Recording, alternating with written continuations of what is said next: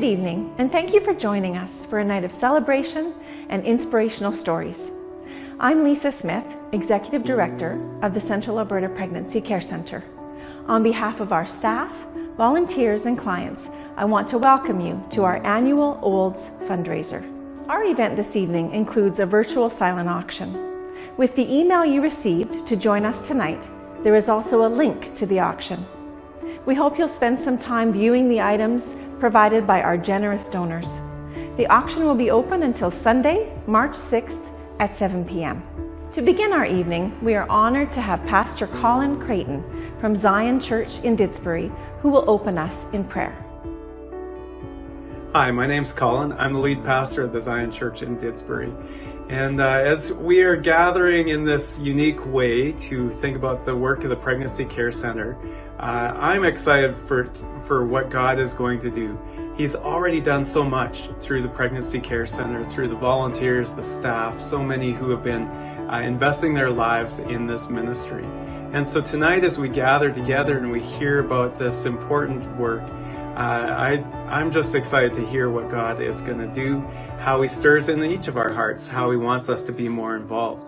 And while we had the privilege of moving into the new, helping to move the Pregnancy Care Centre into the new facility, and what a blessing that is to think that this place will be used in so many unique ways, and it has so many great new opportunities. And so we're excited to see what God's going to do.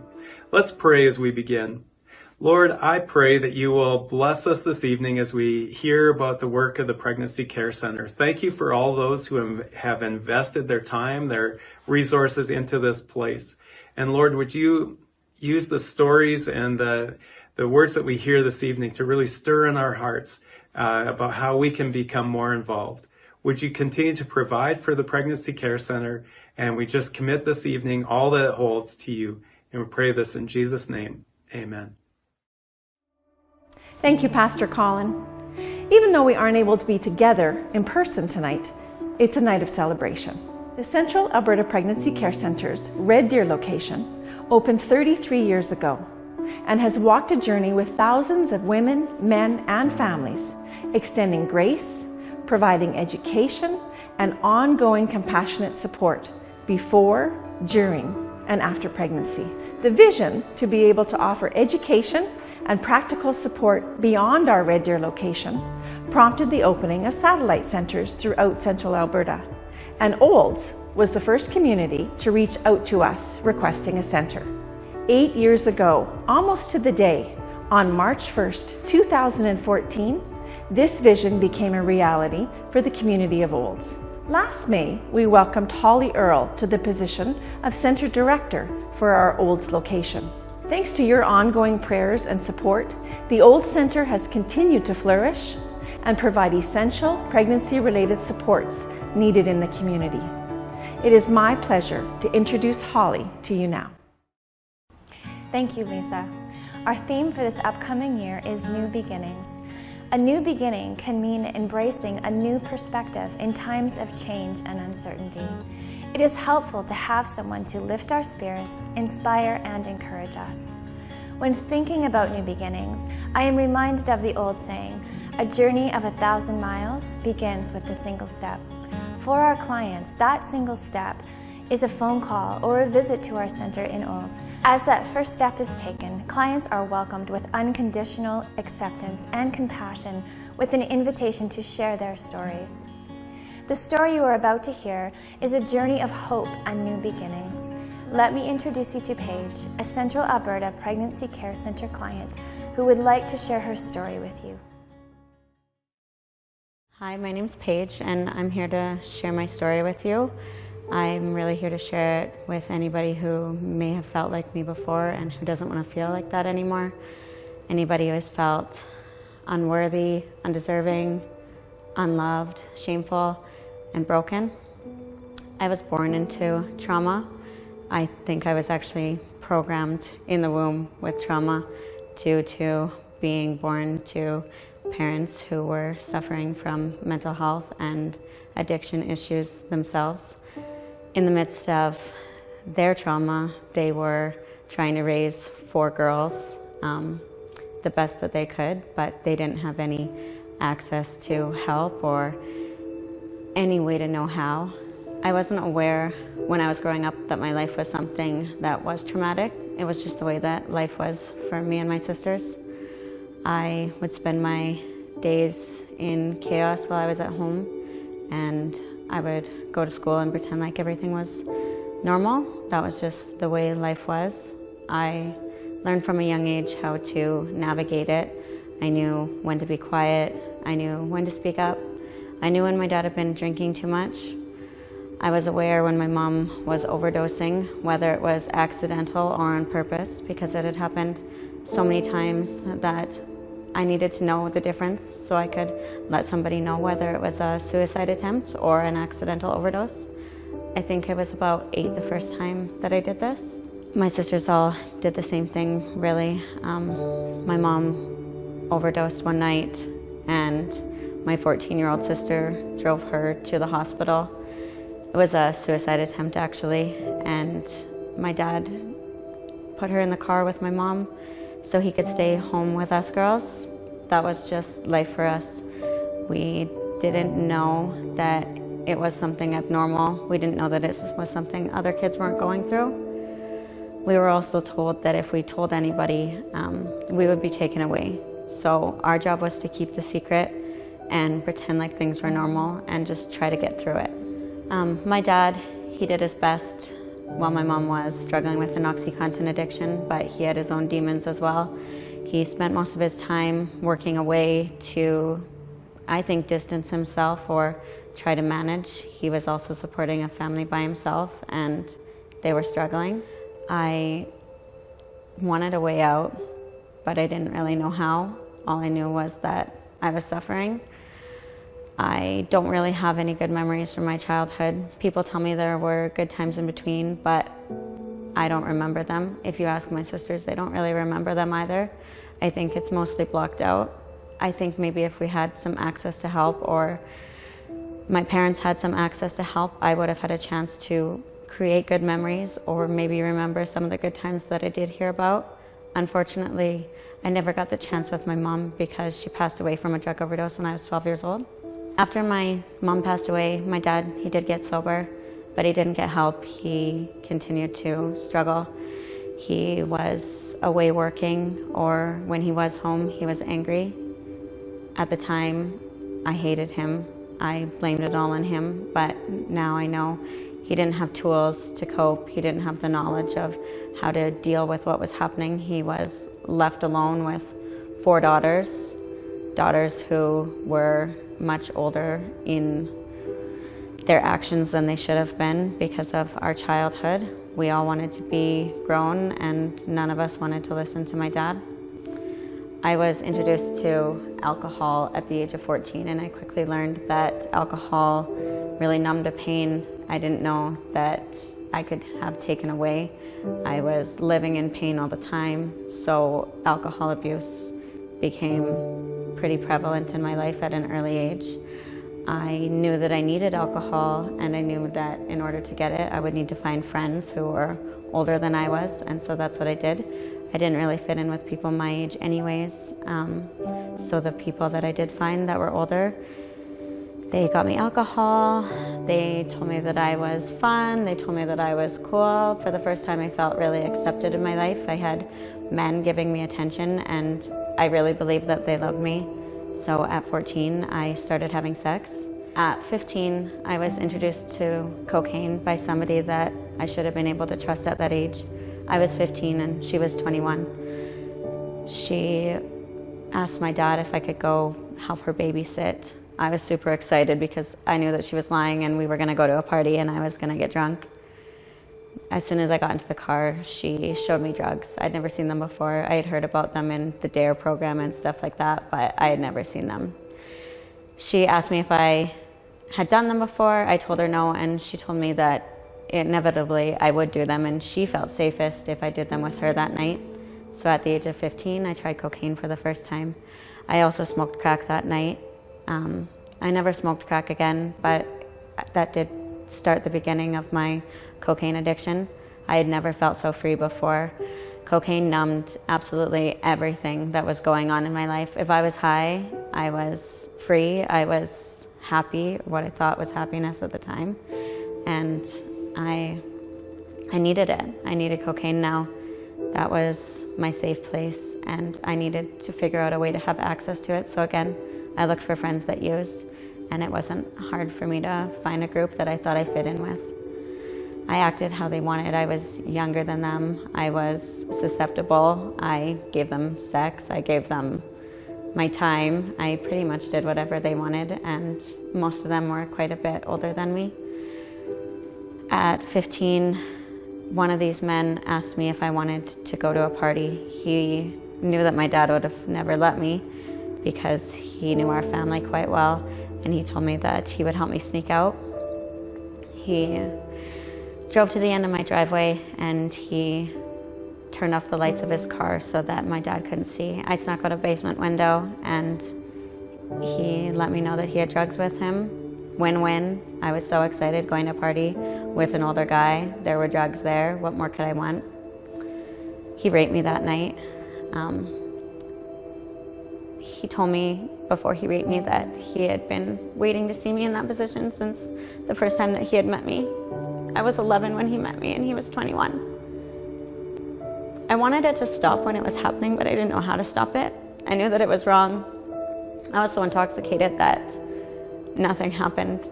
I let him rape me and I wanted to go home. I went home with my best friend that night. I told her what had happened and I asked her not to tell anybody. She told me she would keep my secret. And I tried to move on, but things got really bad after that. I couldn't return to any type of childhood, and if I ever did have one, I moved out right away after that. I needed to be somewhere where nobody was trying to control me. Unfortunately, my dad did start trying to parent me, but it was a little bit too late. The next few years are really a blur. I can't tell you the exact age that I got an abortion. I can tell you that when I did find out I was pregnant, I was a young and scared teenager. I was suffering from addiction. I thought I had a boyfriend who loved me. And so I waited until he got home to tell him that I was pregnant. When he was gone and I was waiting for him to get home, I just really wanted to get drunk, or I really wanted to get high, but something inside of me, a maternal instinct at this teenage age, told me not to, so I didn't. I cried for days. When he did get home, I let him know I was pregnant, and he asked me what I wanted to do. I told him that I wanted to keep the baby. I was going to be the best mom that I could be. I wasn't going to repeat what my parents had done to me. I was going to try to make a change. He told me that if I didn't get an abortion, I would never see him again. I wanted help, so I started searching for answers on the internet. The first place that popped up for me was the Pregnancy Care Center. I reached out to them and they were super friendly. They got me in right away. I told them that I wanted to keep the baby, and they let me know that there was so much help for me, whether I was single or not, whether I chose to keep the baby. And if I did choose an abortion, there were resources for me too, but what she really drove home for me was that this was my choice and I was in control of it, and it was a decision for me to make and for nobody else. I made a second appointment and I never went back. I wish I would have. I ended up getting an abortion and I never saw him again anyways. After my abortion, I reached out to the Pregnancy Care Center again. They offered me tons of help. They offered me counseling for post-abortion. They offered me somebody to talk to. They gave me an appointment to come in. I never went back. The next few years of my life were plagued with heavy drug use. I experimented with all different types of drugs, but my main choice of drug remained cocaine and obviously alcohol. I was drinking all the time. I met somebody when I was 20. He was great. He was super nice to me. For the first time, I felt like this guy actually cared about me, not just for my body, but he wanted to know me. He was interested in me. I quickly became pregnant. This time I followed through with the pregnancy, and in October 2013, I welcomed my son. He's the best thing that has ever happened to me. For the first time in my life, I felt like God really existed again. I knew when I looked at his face that there was something bigger out there, something bigger than me, and I wanted to be the best mom that I could be. That quickly changed. I didn't know that my abortion was going to come back and affect me as hard as it did. I didn't feel like I was good enough to be his mom. I felt like because I was a bad person and because I had done what I had done, God was going to take this baby away from me. I didn't sleep. I never slept. I just sat and watched him breathe. I would wait until his dad got home so I could take a quick nap. I was exhausted, but I didn't want to lose him. After a year of trying to make it work with my son's dad, we just couldn't. We were both young. I never knew what a healthy relationship was, and I wasn't able to continue one with him. We decided to split, but we wanted to make co-parenting work, and we did. We worked through it, and we were good co-parents. I was able to find the strength to be a good mom on the days when I did have my son. Not a present mom, because I was struggling inside, but I was there for him. I never brought alcohol or drugs around him, but the second that he was out the door into his dad's, I was somewhere partying, drinking, being super careless. I don't know how I didn't die. I knew that I needed to break the cycle, but I didn't know how. I had a few successes on my own, but there was no healing. There were times when I would get sober for a few months at a time, and I would start to get my life back together. But I never did any of the work that I needed to do. So unfortunately, I would just fall back into the same cycle and start off with the same habits. I did my best to shelter my son from what I was going through, but of course, you can't shelter a child from that when you can't even take care of yourself. Damaged parents, they raise damaged children, and it's pretty much impossible to get out of alone. In February 2020, I got pregnant with my daughter. I found out I was pregnant 4 days before my best friend died. He died of an overdose. He relapsed after 4 years of being sober, and he died the same night. If you've been listening to this so far, you know that in my life I've experienced pain. I have never experienced this type of pain. I lost my best friend. He was the person that was always in my corner. He was the best person. He was my supporter through the worst of the worst and the best of the best.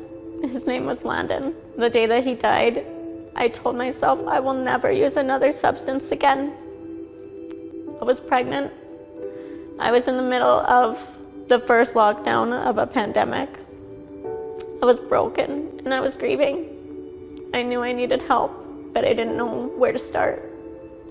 I'm so thankful that God knew where to start and that He was waiting for me to be open. I found a journal entry. It was sent to me from my friend Landon, who had passed away. It said, "Stay sober, be patient, be loving, be kind, be genuine, grow, enjoy the ride, and trust God." I started praying that day.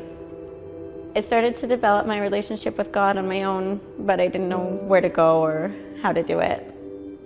One night at about 3 a.m, I woke up to a name being repeated in my head. I'm not kidding, it was so loud. It was 3 a.m, I was by myself, and I just kept hearing this name over and over and over again, and I just wanted to go back to sleep, but I couldn't. I felt absolutely insane. I looked him up. It was somebody who I'd gone to school with like 15 years ago, and I had never heard his name again. I didn't know what to do with it, but I felt this massive anxiety. If you know what anxiety is, you know what I'm talking about. If you don't know what anxiety is, it's like somebody's sitting on your chest and you're gonna vomit, and that would not go away. I called my sister and I told her like, "Hey, I heard this guy's name in my head. How do I approach him without sounding totally crazy?" And she totally thought I was crazy. So I did it. I messaged him and I said, "Hey, I heard your name at 3 a.m. I'm not sure what I'm supposed to do about it. Sorry if I sound crazy." It turns out he was a pastor now, and he didn't think I was crazy at all. He thought this was God and this is amazing, and he's had these things happen before.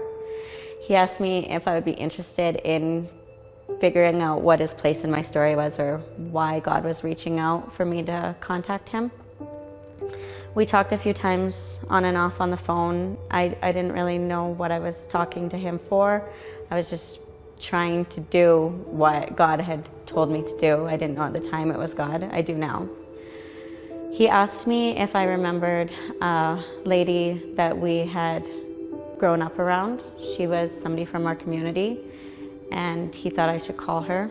Turns out she works at the Pregnancy Care Center. I called her that day. I left a voicemail and she immediately returned my call. The rest is really history.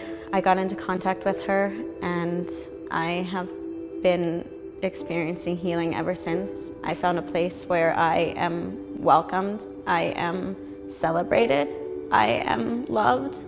Somebody believes in me and I never feel judged. I have been able to work through traumas that I thought I would never get over. Things that I didn't even remember until I started working with somebody who cared enough to get them out of me. I'm able to love myself. I feel worthy. I feel important. I'm a good mom. Shortly after I met with her, I welcomed my daughter. She was born October 4th, 2020, exactly 7 years after my son was born, so I know that she's from God too. Her name is Landon.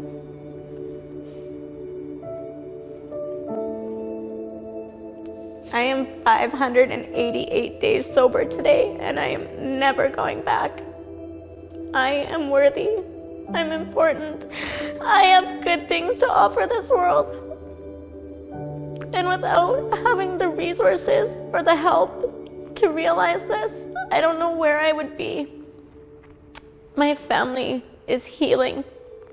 I have people around me who tell me that I am something positive in their life. My daughter was born to a healthy mother, a sober mom, and my son has a present mother every single day, even on the hard days. And the hard days aren't even that hard anymore, and I'm so thankful for that. Whenever I doubt myself, or whenever I have a question, I know exactly where I can get help. The same place that welcomed me as a pregnant, scared teenager opened their doors to me again as a pregnant, scared 28-year-old. My life is forever better because of this. This is what new beginnings means to me. I am breaking the cycle, not just for myself, but for my children and for my family. And I am so proud of me. Thank you, Paige, for your willingness to share your story with us this evening. Your vulnerability and your courage are an inspiration to many. We are honored to be a part of your new beginning. We have had a busy year here of new beginnings in our new facility. Our old center has been blessed with the purchase of a beautifully renovated heritage home. Our new center provides us with ample space for additional support rooms, areas for interagencies to meet, and most excitingly, the potential to open our own maternity home with our 3-bedroom basement suite. The new beginnings for our center will better equip us to continue to meet the needs for our clients and our communities. Besides the move, our focus has been on equipping our volunteers to serve, starting new programs, strengthening our partnerships with local churches, schools, and Olds College, and renewing our relationships with community interagencies. The Central Alberta Pregnancy Care Centre provides programs for women, men, and families, including the delivery of accurate information to those facing an unexpected pregnancy. This includes information on pregnancy, abortion, and adoption. Programs that provide support and healing to those affected by a pregnancy loss or abortion, and positive parenting, life skills development, and healthy relationships education. Our programs are offered in all 5 centers when the need arises. As community partners, we are careful not to duplicate programs already being provided in any of the communities we serve. It's a blessing to work with our community partners in each of our locations to deliver love and support to those in need. I want you all to meet someone special to our center. Nadine is our Client Services Coordinator.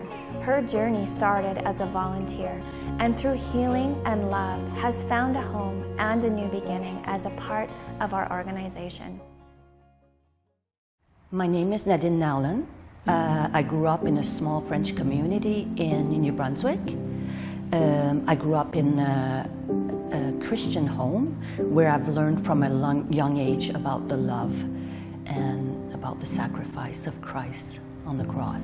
When I was a teenager, although I had learned all of those great values, I decided to be on my own and follow the worldly pleasures. At 16, I met the man who promised to love, to cherish, and to take care of me.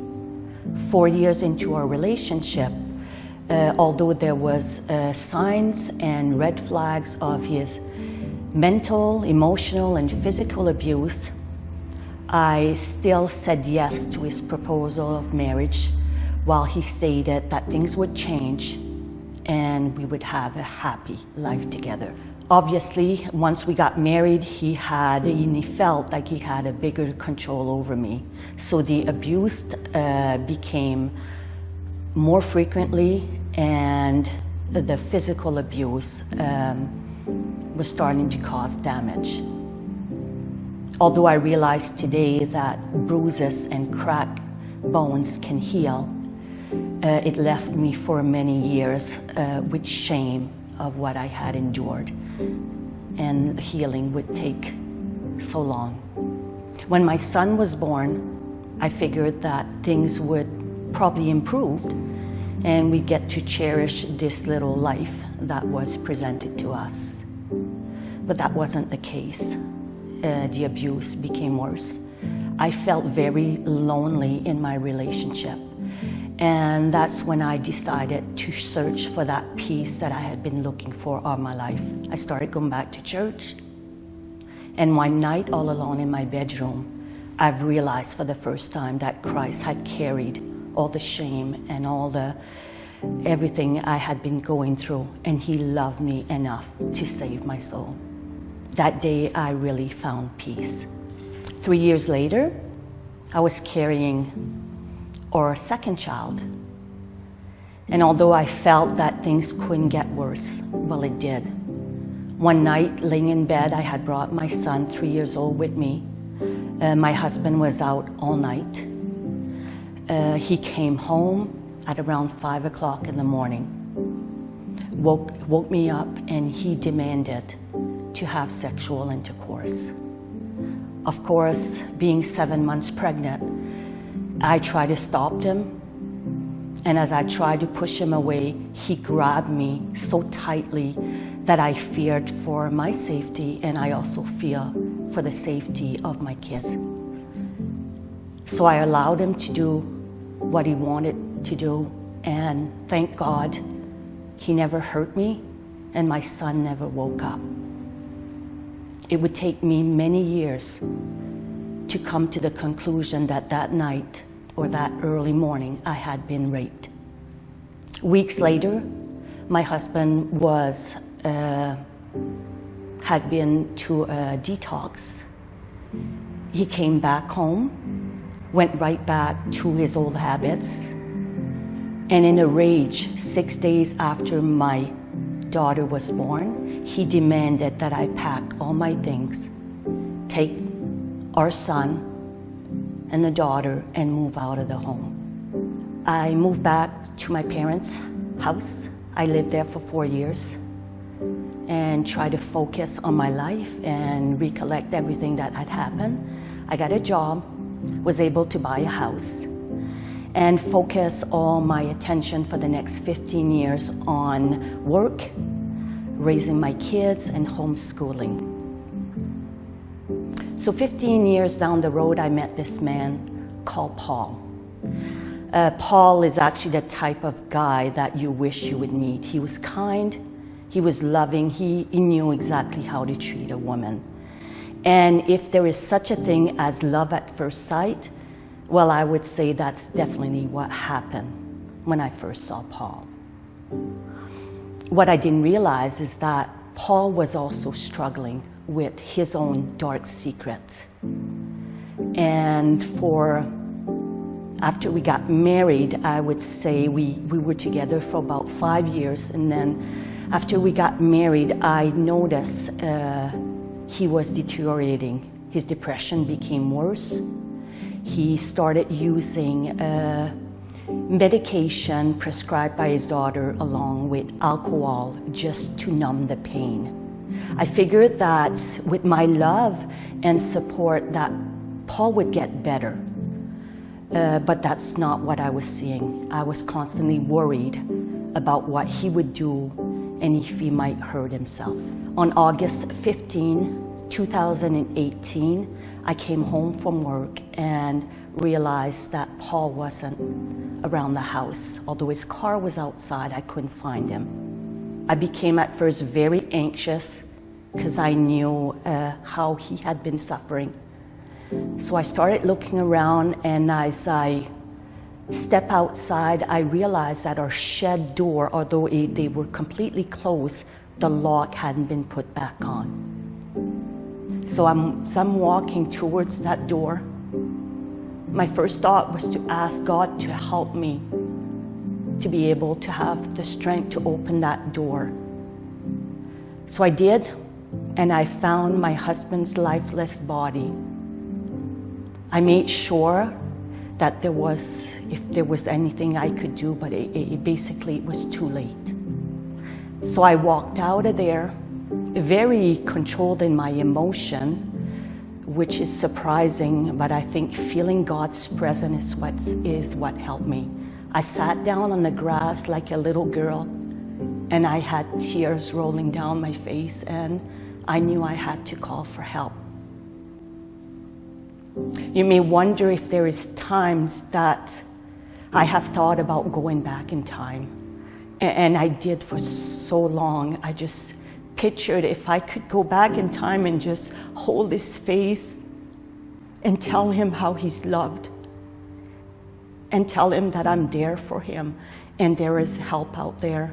But because we can't do that, we can't go back in the past, my focus from now on is to focus on other people out there who are suffering and have those dark secrets that they feel they can't share. My new beginning happened when I moved to Alberta in 2019. I came into the center just to see if there was anything I could help and how I could volunteer. I was offered a package for the new training that was going to happen shortly, and I accepted. I didn't realize that it wasn't going to be what I could offer the center, but what they could offer to me until I started this journey. As I'm in the training, I was extremely broken. Like Linda mentioned, I cried quite a bit. I will never forget the day when I cried for straight 3 hours. And in my heart, I figured Linda's going to tell me, maybe this is too much for you, Nadine. Maybe you should step out. But instead, she came forward without saying one word. She embraced me. And for the first time, I felt loved. I felt unjudged, and I felt hope. Hope for healing. We finished the training. I started orientation. And we went through steps to sexual health for healing from past abuse. We went through the 7 stages of grief. And from there, I was beginning to be a new person. Not that broken person that had walked through the door, but a person who knew that there was finally hope. You may wonder what I'm doing today. I am remarried to my wonderful husband, Winston, who has been supportive and been by my side every step of the way. A year ago, I was hired through the Pregnancy Care Center as our new client services coordinator. I believe that the trauma and the situation I had to go through in the past is really helping me to understand what our clients are also going through. It allows me to feel and understand their difficulties. I am full of gratitude to God to allow my story of brokenness to become a story of hope for all the clients I encounter each and every day. Thank you, Nadine, for sharing your story with us. What an amazing example to all of us of how God can take the broken pieces of our lives and make us into something beautiful for His glory and good purpose. Your financial support, commitment to prayer, and your gift of time are what equips our center to be able to serve the women, men, and families in need of pregnancy-related resources. This support translates into the ability to deliver accurate information to those facing an unexpected pregnancy. It means that our clients receive support and healing when affected by a pregnancy loss or abortion. It allows our clients to receive positive parenting, life skills development, and healthy relationship education. Will you partner with us to bring new beginnings? We can't do it without you. When you give, you are joining a community committed to making a difference in the lives of individuals and families in Old and our surrounding communities. Please join us in helping change lives and nurture new beginnings together. Here's how to give. Visit our website at pregnancycare.ca. Click on the donate button and follow the instructions. We would love to hear from you as you make your donation. Call our Red Deer Center Monday through Thursday during regular business hours to provide a credit card number. Send us an e-transfer using the email address accounting@pregnancycare.ca. We are hoping to raise $38,000. On behalf of the Central Alberta Pregnancy Care Center Board of Directors, staff, and volunteers, we would like to thank Cinch Communications for their partnership in our event. Thank you for taking the time to join us tonight. Don't forget our silent auction. Remember to check back often on your virtual silent auction bids. The auction closes on Sunday, March 6th at 7 p.m. sharp, so make sure you get that winning bid entered. Good night and blessings to you all.